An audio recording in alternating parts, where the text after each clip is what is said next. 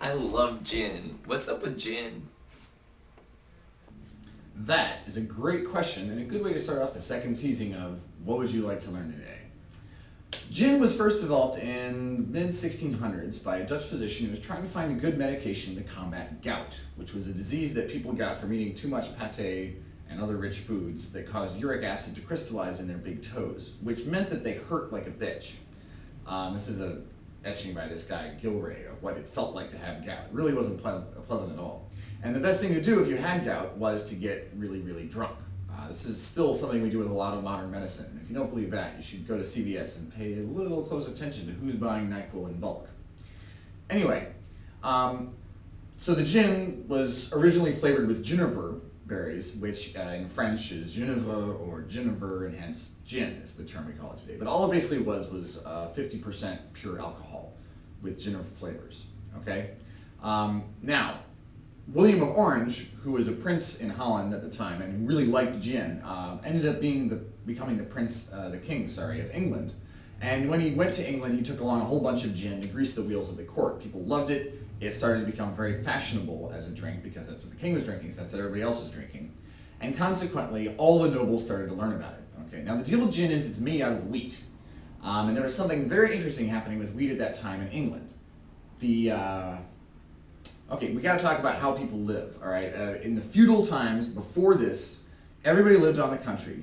And there was a lord who had a castle and he owned all the land, and there were people who lived on the land and they could use the lord's land as long as they gave him a cut and they went and fought for him if there was a war.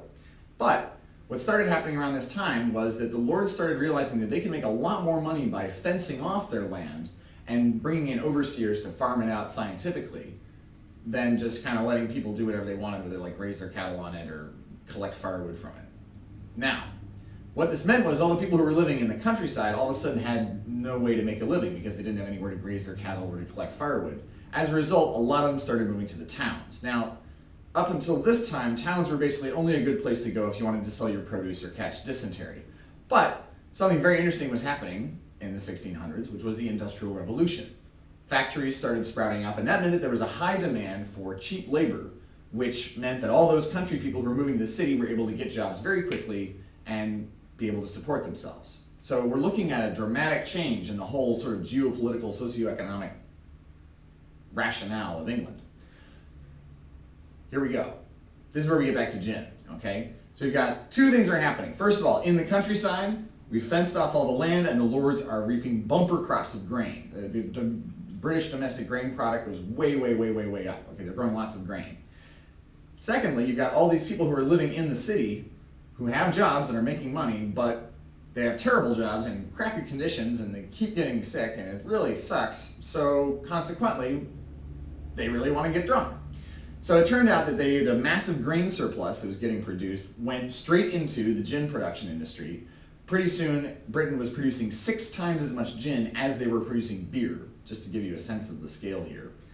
And every town had at least one gin house, usually located right next to the factory, that made a whole lot of money from the factory workers.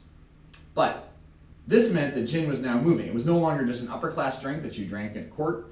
This was now something that like the lower class factory workers were all just getting absolutely plotzed on. And consequently, gin's reputation started to suffer. But everybody in England drank it. Pretty soon, a lot of other people in the rest of the world started drinking it as well because they found that Britain was an empire, of course. They controlled a lot of different places in the world.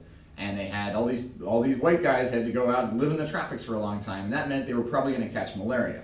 At that time, the best way to keep yourself from getting malaria was to have some medicine called quinine, which was put in this stuff called tonic water, which tasted disgusting.